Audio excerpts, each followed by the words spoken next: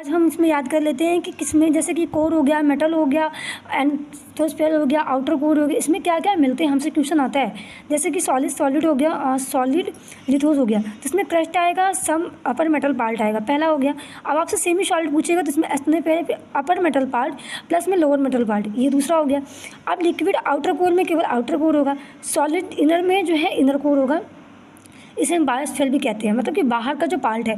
अब बात कर लेते हैं क्रस्ट जो है O2 में होगा, आयरन जो है 5% होगा, अर्थक्वेक मतलब भूकंप हो गया, इसकी डिस्टिंग यहाँ पे कौन है, यहाँ पे एस्थेनोस्फीयर दिखाया गया है। अब एपी सेंटर की बात करते हैं, एपी सेंटर जो है ये मतलब कि विनाशकारी होता है, ठीक है, यहाँ पे फोकस लगेगा, इसको हम भूकंप मूल भी कह सकते हैं।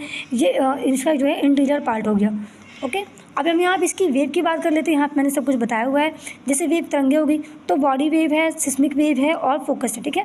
सरफेस वेव में ये आपका ईपी सेंटर से फोर्स लगेगा, एंड बॉडी वेव को हम पी वेव कहते हैं, फिर हाइपो सेंटर कहते हैं, फिर यहाँ पे मैंने लिखा हुआ संपीड़न भी कहते हैं, फैलाव भी होते हैं, फिर यहाँ डायरेक्शन समांतर जाती है, और इसकी जो चाल होती थी आपको बता दूँ कि जब भी भूकंप आता है सबसे पहले पी रेंज आती है, उसके बाद आपकी एस जाती है, लेकिन रिकॉर्ड सबसे पहले पी वेव को किया जाता है, ये इंपॉर्टेंट है। अब बात कर लेते हैं सेमी सॉलिड लिक्विड गैस, ये किसका है, तो ये पी वेव की है। पी वेव कैसी होती है, सेमी सॉलिड भी होती है, लिक्विड भी होती है एंड गैस भी होती है। अब ये कैसी होती है, लॉन्गिट्यूडनल मतलब अनुदैर्ध्य तरंग होती है। अब ये जिसकी ध्वनि तरंग मतलब साउंड वेव होती है, इसमें प्रेशर वेव भी होता है। बात कर लेते हैं एस वेव की, तो एस वेव में डायरेक्शन होता है, मतलब ऊपर नीचे होती है, जैसे कि यहाँ मैंने बताया हुआ है, ट्रांसफर होती है, और इसके बाद ये सिर्फ सॉलिड होती है, ये लाइट वेव होती है, ये केवल सॉलिड होती है, और ये गैस और लिक्विड दोनों होती है।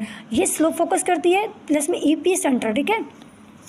अब यहाँ पे लॉन्गिट्यूडनल हो गया, फोकस ईपी सेंटर पे ये करती हैं, इनको हम ट्रांसफर वेव भी कहते हैं। बात कर लेते हैं कुछ नोट्स की, तो यहाँ पे पी वेव जो है सॉलिड लिक्विड गैस हो जाएगा, ये वेरी फास्ट रिकॉर्ड होती हैं, ठीक है।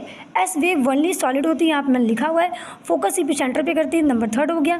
वेरी हाल में होती है, मतलब जो आपकी पी वेव है वो हाल में होती है, और जो लव वेव है मतलब एल वेव है वो भी हाल में होती है, ठीक है। फिर फोकस जो करती है, उसके बाद पी वेव है जो फास्टली रिकॉर्ड की जाती है, एस वो स्लो होती है। फिर ये आपका जो विनाशकारी तरंग है, या आपकी एल और पी है, यहाँ पे मैंने मेंशन किया हुआ है। अब आते आती है यहाँ पे तो डिसकंटिन्यूटी मतलब मोह असंबंधता, जैसे कि क्रस्ट हो गया तो अपर क्रस्ट है, मेटल हो गया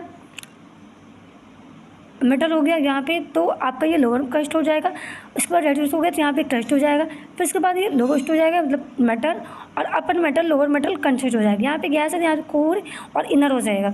अब यहाँ पे ये पूछा हुआ है कि आपका अपर कोर हो जाएगा और अपर मेटल हो जाएगा, लोअर मेटल अपर कोर।